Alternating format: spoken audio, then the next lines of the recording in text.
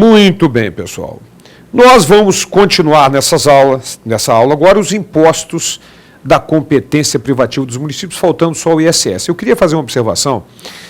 Na última aula, ao citar os dispositivos relativos ao ITBI, eu escrevi na tela o artigo 155, parágrafo 2º da Constituição, me perdoem, é o artigo 156, parágrafo 2º, que traz imunidades do ITBI e traz determinação de que o ITBI é devido ao município onde estiver situado o imóvel.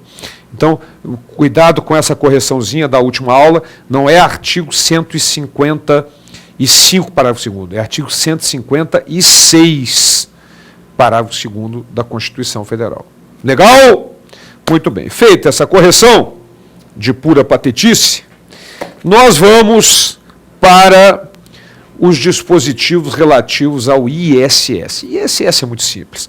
Imposto sobre serviços de quaisquer natureza. É o nosso ISS. Serviços de quaisquer natureza não previsto na competência tributária dos estados e DF, que são serviços de transporte interestadual e intermunicipal e serviços de comunicação. Ok? Esses são de competência dos estados e DF. Os outros são de competência dos municípios. Agora, quais serviços? Vocês sabem que norma geral de direito tributário, no que diz respeito à instituição de impostos, é prevista em lei complementar federal. E nesse caso específico, é a Lei Complementar 116 de 2003. Essa Lei Complementar 116 traz uma lista de inúmeros serviços, mais que 200 serviços que podem ser tributados pelo município. A lei de cada município vai escolher dentre estes todos aqueles que ela quer tributar. É lógico que isso tem uma variação grande, né? embora um detalhe. O artigo 11 da Lei de Responsabilidade Fiscal, da Lei Complementar 101, exige que todos os entes da federação instituam e efetivamente cobrem todos os impostos com todas as matérias tributáveis da sua competência. Então, em tese, nenhum município poderia deixar de cobrar imposto sobre um dos fatos descritos no anexo único da Lei Complementar 116, que traz uma lista imensa de serviços tributáveis pelo ISS. Bom, mas vamos ver os detalhes com relação a esse nosso imposto, que na verdade é muito fácil. Vamos lá. ISS, Imposto sobre Serviços de Qualquer Natureza. O artigo 156, inciso 3º e o parágrafo 3º da Constituição, o artigo 9º do Decreto-Lei nº 406, que não foi revogado, por incrível que pareça, de 68, e a Lei Complementar 116, que revogou todos os artigos do Decreto-Lei 406, menos o artigo 9º. Muito bem. Qual é o fato gerador?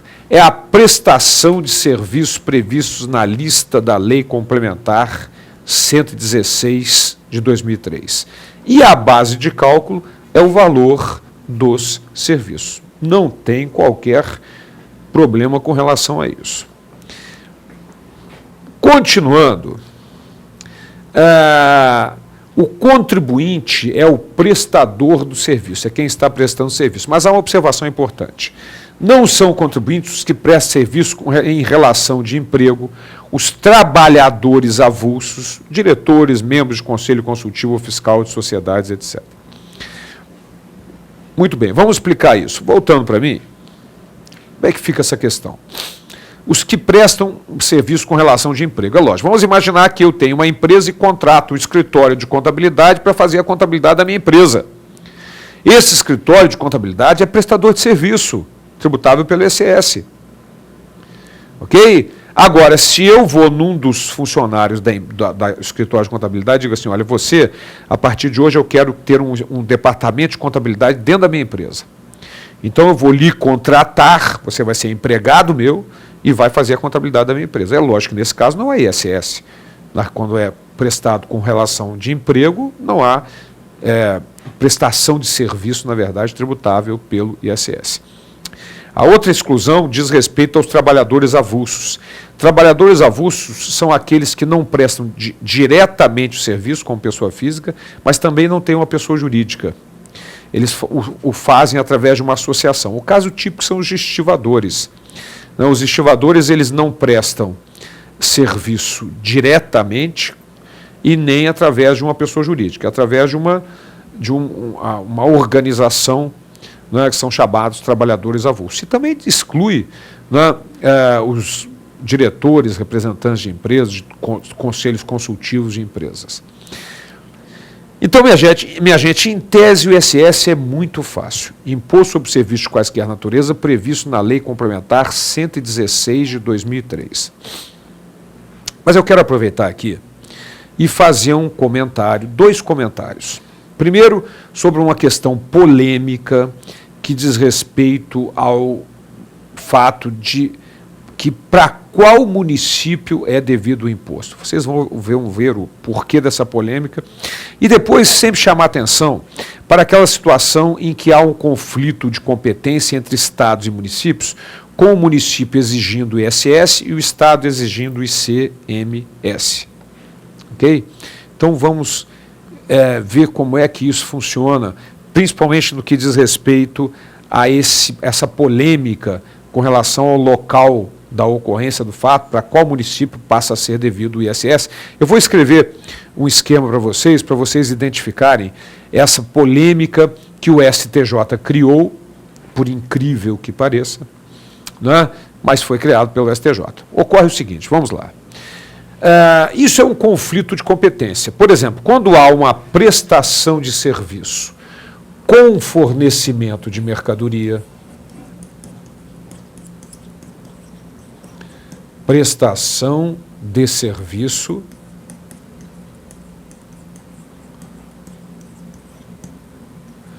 com fornecimento de mercadoria.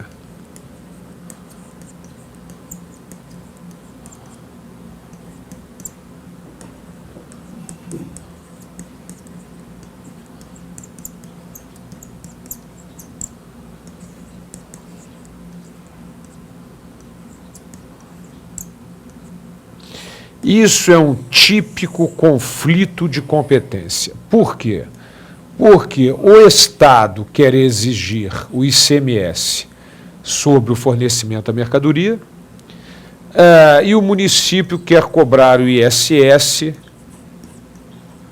sobre o serviço prestado. Conflito de competência.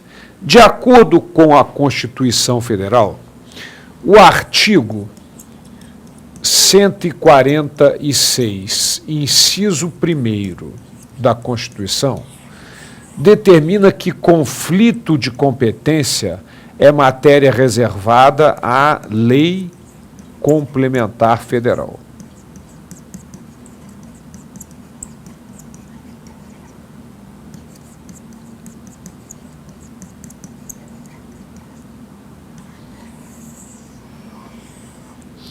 É matéria reservada à Lei Complementar Federal.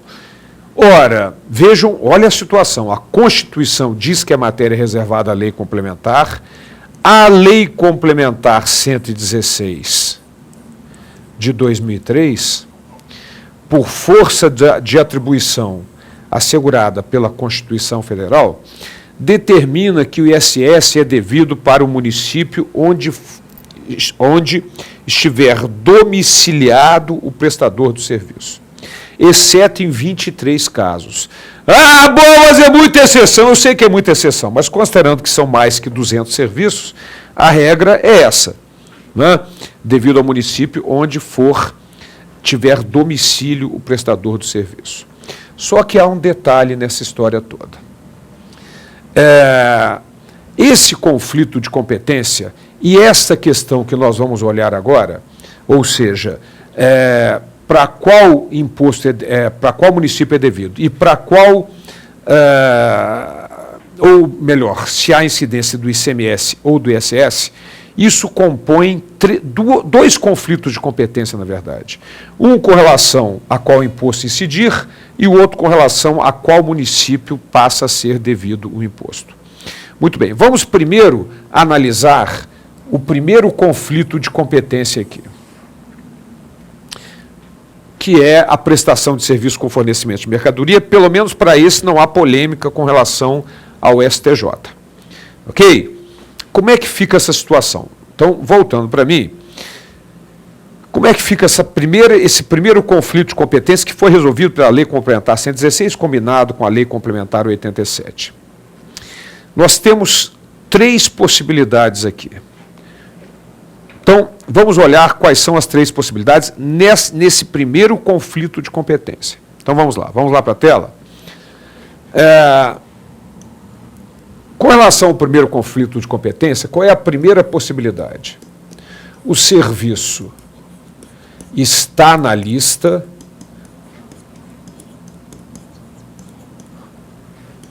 Quando eu falo na lista, é na lista da Lei Complementar 116 de 2003.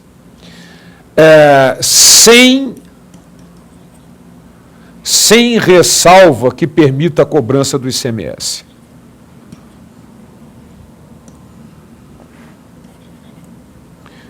Sem a ressalva que permita a cobrança do... sem ressalva de ICMS. Um caso típico desse é o item 4.03 da lista de serviços, que diz lá, hospitais, sanatórios, casas de saúde, manicômios, etc. Então, vamos imaginar que você sofreu um corte, foi para o hospital, tem o serviço médico e tem remédio, esparadrapo, mercadoria que é aplicada. Então, neste caso, como o serviço está na lista sem ressalva de ICMS, só vai incidir ISS sobre o valor total. Não há incidência do ICMS. A segunda possibilidade é o serviço estar na lista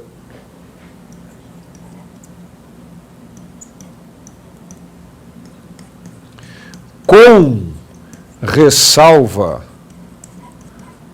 do ISS, do ICMS. Então, como é que funciona nesse caso?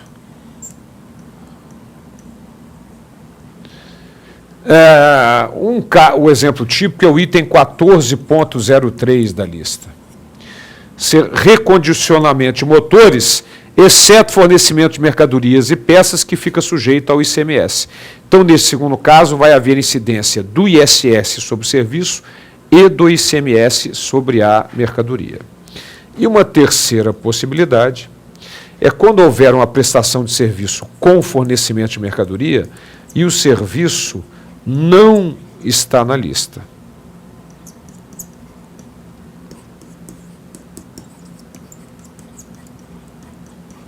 Da Lei Complementar 116. Neste caso, haverá incidência do ICMS sobre o valor total, inclusive por força de dispositivo constitucional. Isso está previsto no artigo 155, parágrafo 2º, inciso 9º, a linha B da Constituição Federal. Então, nós temos 3 possibilidades.